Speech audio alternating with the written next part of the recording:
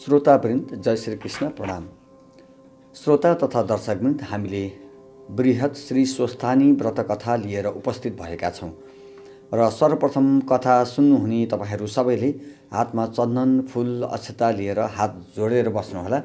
म प्रार्थना स्तुति गान गाउन गइरहेको छु। सबैजना एकाग्रचित्त भएर आफ्नो आसनबाट उठेर पुष्पाञ्जली लिदिनु हुनको लागि म अनुरोध गर्दछु। ओम यं ब्रह्मा वरुणेन्द्र रुद्र मरुतस्तन्वन्तु देवैस्तवैर्वेदैः साङ्गपदाक्रमोपनिषदैर्गायन्ति यं सामगाः ध्यानावस्थितगतेन मनसा पश्यन्ति यं योगिनो यस्यान्तं न विदुः सुरासुरगणा देवाय तस्मै नमः। श्रीमच्चन्दनचर्चितोज्ज्वलवपुः शुक्लम्बरा मल्लिका मालालङ्कृतकुण्डला प्रविलसन्मुक्तावली शोभिता सर्वज्ञाननिदानपुस्तककरा रुद्राक्षमालाधरा वाग्देवी वदनाम्बुजे वसतु मे त्रैलोक्यमाता चिरम्। मुखं करोति वाचालं पङ्गुलङ्घयते गिरिं यत्कृपातमहं वन्दे परमानन्दमाधवम्। नमो भगवते तस्मै व्यासाय मिततेजसे यस्य प्रसादात् भक्ष्यामि नारायणं कथामिमाम्। नारायणं नमस्कृत्य नरं चैव नरोत्तमं देवीं सरस्वतीं व्यासं ततो जयमुदीरयेत्। नारायणं नमस्कृत्य नरं चैव नरोत्तमं देवीं सरस्वतीं व्यासं ततो जयमुदीरयेत्। श्री स्वस्थानी जगदीश्वरे नमो नमः। ओम नमः शिवाय। सबैजनाले पुष्पाञ्जली जुन हातमा लिनुभएको चन्दन फूल अक्षता छ पुस्तकको माथि चढाउनुहोला। तर पुष्पाञ्जली चढाउँदाखेरि पुस्तकभित्र अथवा पाठ गर्ने ठाउँमा कथामा नबिग्रिने गरी, किताबलाई नबिग्रिने गरी चढाउनु हुनको लागि म अनुरोध गर्दछु। र आफ्नो आफ्नो स्थानमा पुष्पाञ्जली चढाइसकेपछि यहाँहरूले पुस्तकलाई ढोगेर आफ्नो मनोकामना, मनको इच्छा वर मागेर अनि आफ्नो आफ्नो स्थानमा बसेर कथा सुन्नको लागि, यहाँ एकाग्रचित्त हुनको लागि म हार्दिक अनुरोध गर्दछु। प्रणाम। अथ दशमोऽध्यायः पीठोत्पत्ति उपाख्यान। कुमारजी आज्ञा गर्नुहुन्छ, हे अगस्त्य मुनि, राजगृहमा गएर दाहिनी कुहिना पतन भयो। राजगृहपीठ राजगुहेश्वरी देवी उल्कामुखी योगिनी हरेश्वर महादेव उत्पन्न भए। शिवशक्ति स्वरूपले रहँदा भए त्यस पुण्यभूमिमा वायु आएर अनेक तरहले मिठा सुगन्ध बहाई तपस्या गरे। ईश्वरी प्रसन्न भएर वरदान ल्याऊ भनिन्। वायुहरूले संसारमा जति जीवात्मा छन् तिनको प्राणवायु हुन सकौँ भनी मागे। ईश्वरीले तथास्तु भनी वरदान दिन्। फेरि कोल्हापुरमा गई उदरपतन भयो। कोल्हापुर पीठ महालक्ष्मी देवी नन्दा योगिनी श्मशानेश्वर महादेव उत्पन्न भए। शिवशक्ति स्वरूपले रहँदा भए त्यस पुण्य भूमिमा गरुड आएर नाना रत्न एवं फलफूल चढाई तपस्या गरे। ईश्वरी प्रसन्न भए वरदान ल्याऊ भनिन्। गरुडले नागहरू मेरा आहारा हुन् भनी मागे। ईश्वरीले तथास्तु भनी वरदान दिन्। फेरि महापन्थमा गएर बायाँ कुहिनु पतन भयो। महापन्थ पीठ प्रचण्ड चण्डिका देवी रेणुका योगिनी विश्वामित्रेश्वर महादेव उत्पन्न भए। शिवशक्ति स्वरूपले रहे त्यस पुण्य भूमिमा अप्सराहरू आएर नाचगान सहित तपस्या गरे। ईश्वरी प्रसन्न भई वरदान ल्याऊ भनिन्। अप्सराहरूले इन्द्रादि देवताहरूलाई सदैव मोहित पार्न सकौँ भनी मागे। ईश्वरीले तथास्तु भनी वरदान दिन्। फेरि एकापुरमा पुगी दाहिनी घुँडा पतन भयो। एकापुर पीठ साधुक्षी देवी शङ्कुपा योगिनी उन्मत्तेश्वर महादेव उत्पन्न भए।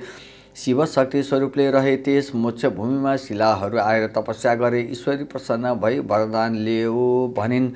शिलाहरूले देवताका अङ्गमा लागौँ भनी मागे। ईश्वरीले तथास्तु भनिन्। फेरि ओमकारपुरमा गएपछि माथिल्लो ओठ पतन भयो। ओमकार पीठ मातृका देवी पूर्णोदया योगिनी सन्तानेश्वर महादेव उत्पन्न भए। शिवशक्ति स्वरूपले रहँदा भए त्यस सिद्ध भूमिमा कल्पवृक्ष आएर अनेक फलफूल चढाई पूजा र तपस्या गरे। ईश्वरी प्रसन्न भई वरदान ल्याऊ भनिन्। कल्पवृक्षले जहिले जे चितायो सो फलाउन सकौँ भनी मागे। ईश्वरी प्रसन्न भई तथास्तु भनिन्। फेरि उज्जैनमा पुग्दा रगतको डल्लो पतन भयो। उज्जैनी पीठ महाकाली देवी ललजिह्वा योगिनी र झम्केश्वर महादेव उत्पन्न भए। शिवशक्ति स्वरूपले रहे त्यस मोक्ष भूमिमा हिमालय पर्वत आएर तपस्या गरे। ईश्वरी प्रसन्न भई वरदान ल्याऊ भनिन्। हिमालयले देवता दैत्य मनुष्य सबैलाई मुक्ति दिन सकौँ भनी मागे ईश्वरीले तथास्तु भनिन्। फेरि जयन्तीपुरमा पुग्दा कलेजो पतन भयो। जयन्तीपुर पीठ जयन्ती देवी खेचरा योगिनी कल्पेश्वर महादेव उत्पन्न भई शिवशक्ति स्वरूपले रहँदा भए। त्यस मोक्ष भूमिमा तुलसी कुश आएर तपस्या गरे। ईश्वरी प्रसन्न भई वरदान ल्याऊ भनिन्। तुलसी कुशले स्वर्ग मर्त्य पाताल तीनै लोकले हामीलाई मानुन् भनी मागे ईश्वरले तथास्तु भनी वरदान दिइन्। फेरि चरित्रपुरमा पुग्दा दाहिने करङ पतन भयो। चरित्रपुर पीठ सुवर्णेश्वरी सवर्णेश्वरी देवी चित्रवर्णा योगिनी वायव्येश्वर महादेव उत्पन्न भई शिवशक्ति स्वरूपले रहँदा भए। त्यस सिद्ध भूमिमा योगिनी गण आएर तपस्या गरे। ईश्वरी प्रसन्न भई वरदान ल्याऊ भनिन्। योगिनीहरूले योग सिद्ध होस् भनी मागे ईश्वरले तथास्तु भनिन्। फेरि छिरिकापुरमा गएर भुँडी पतन भयो। छिरिकापुर पीठ युगधारा देवी कलङ्का योगिनी सहस्र नेत्रेश्वर महादेव उत्पन्न भए। शिवशक्ति स्वरूपले रहँदा भए। त्यस मोक्ष भूमिमा मातृका गण आएर तपस्या गरे। ईश्वरी प्रसन्न भई वरदान ल्याऊ भनिन्। मातृका गणले हामी स्थानका स्वामी हौँ भनी मागे ईश्वरीले तथास्तु भनी वरदान दिइन्। फेरि हस्तिनापुरमा पुग्दा दाहिनी कुम पतन भयो। हस्तिनापुर पीठ चण्डेश्वरी देवी कोटराक्षी योगिनी मुसुखारेश्वर महादेव उत्पन्न भए शिवशक्ति स्वरूपले रहँदा भए। त्यस मोक्ष भूमिमा सुदर्शन चक्र आएर तपस्या गरे। ईश्वरी प्रसन्न भएर वरदान ल्याऊ भनिन्। सुदर्शन चक्रले संहारकर्ता हुन सकौँ भनी मागे ईश्वरीले तथास्तु भनी वरदान दिइन्। फेरि उड्डयनमा पुगेपछि शिर पतन भयो। उड्डयन पीठ चित्रकला देवी पिङ्गलाक्षी योगिनी यज्ञेश्वर महादेव उत्पन्न भए शिवशक्ति स्वरूपले रहँदा भए। त्यस पुण्य भूमिमा हनुमानले फलफुल चढाई नाची उपरी तपस्या गरे। ईश्वरी प्रसन्न भई वरदान माग भनिन्। हनुमानले रामचन्द्रको सेवक भएर लङ्का पाल्न सकौँ भनी मागे ईश्वरीले तथास्तु भनी वरदान दिइन्। फेरि विश्वमा पुग्दा मृगौला पतन भयो। विश्वपीठ झम्केश्वरी देवी झङ्काली योगिनी कुण्डलेश्वर महादेव उत्पन्न भई शिवशक्ति स्वरूपले रहँदा भए। त्यस पुण्य भूमिमा विश्वकर्मा आएर अनेक सुन्दर देवालयहरू बनाई तपस्या गरे।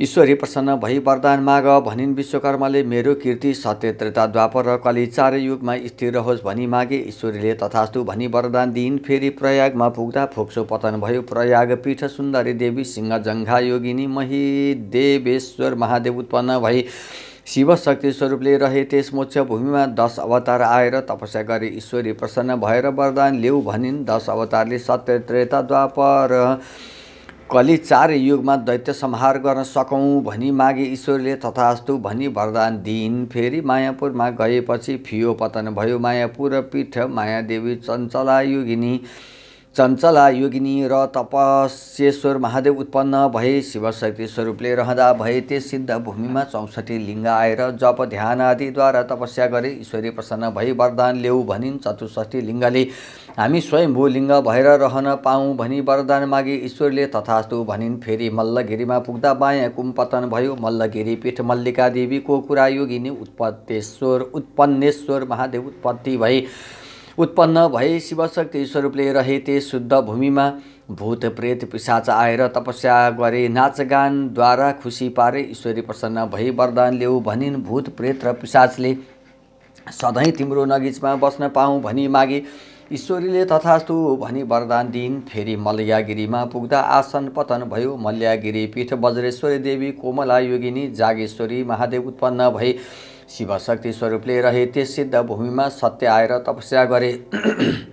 ईश्वरी प्रसन्न भएर वरदान माग भनिन्। सत्यले सत्यमा रहनेलाई उद्धार गर्न सकौँ भनी मागे ईश्वरीले तथास्तु भनी वरदान दिइन्। फेरि मेरुगिरीमा पुगेपछि सूचिस्थान पतन भयो। मेरुगिरी पीठ पूर्णादेवी कपालिनी योगिनी जीवापतेश्वर महादेव उत्पन्न भए शिवशक्ति स्वरूपले रहे। त्यस सिद्ध भूमिमा सप्तनाग आएर तपस्या गरे।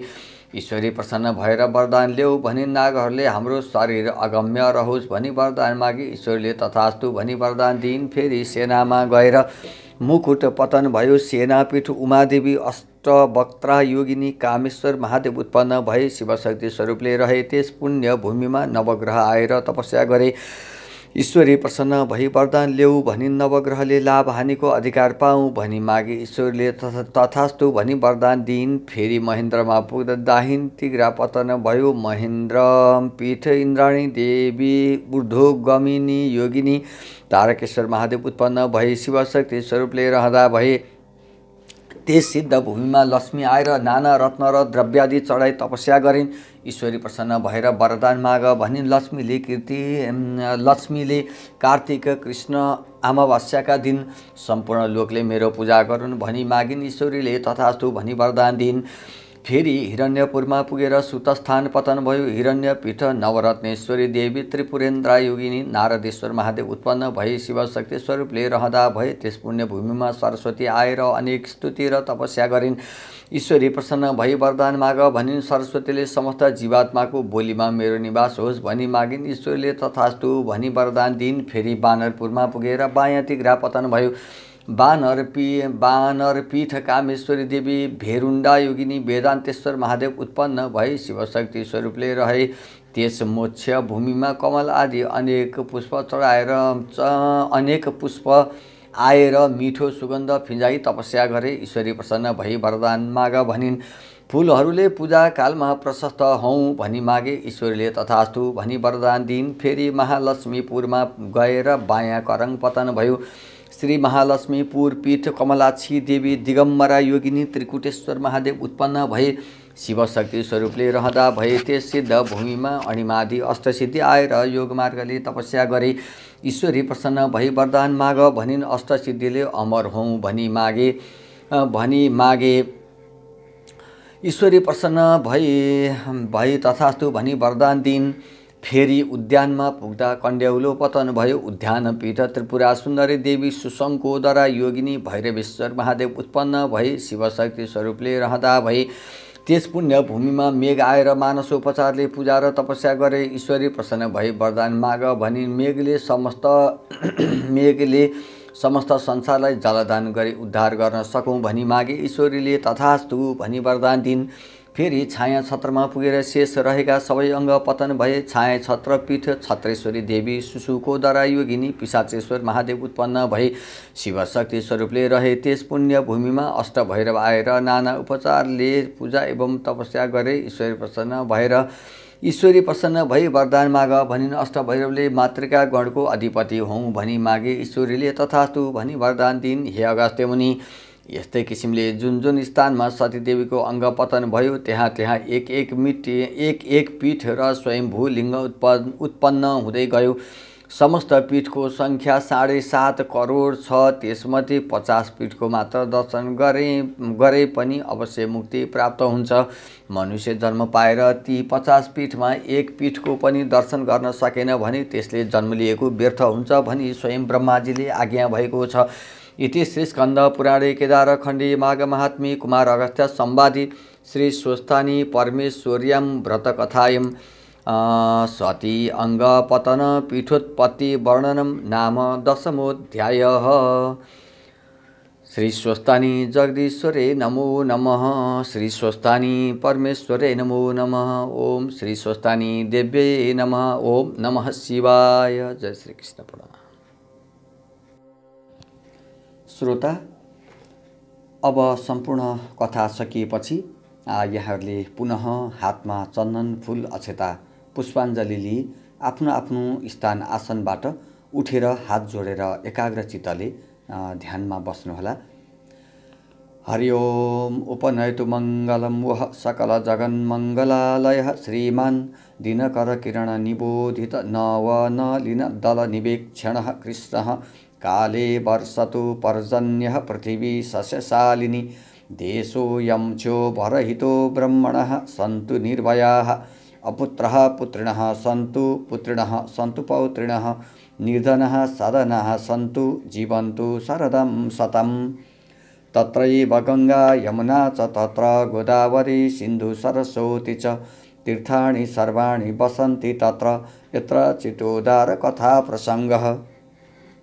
या कुन्देन दुतुषारहार धवला या शुभ्रवस्त्रावृता या वीणावरदण्डमण्डितकरा या श्वेतपद्मासना या ब्रह्माच्युतशङ्कर प्रभृतिभिर्देवैः सदा वन्दिता सा मां पातु सरस्वती भगवती निःशेषजाड्यापहा कायेन वाचा मनसेन्द्रियर्वा बुद्ध्यात्मना वा प्रकृतिस्वभावात् करोमि यद्यत् सकलं परस्मै नारायणायेति समर्पयेतत् करोमि यद्यत् सकलं परस्मै नारायणायेति समर्पयेतत् श्री स्वस्तानी जगदीश्वरे नमो नमः।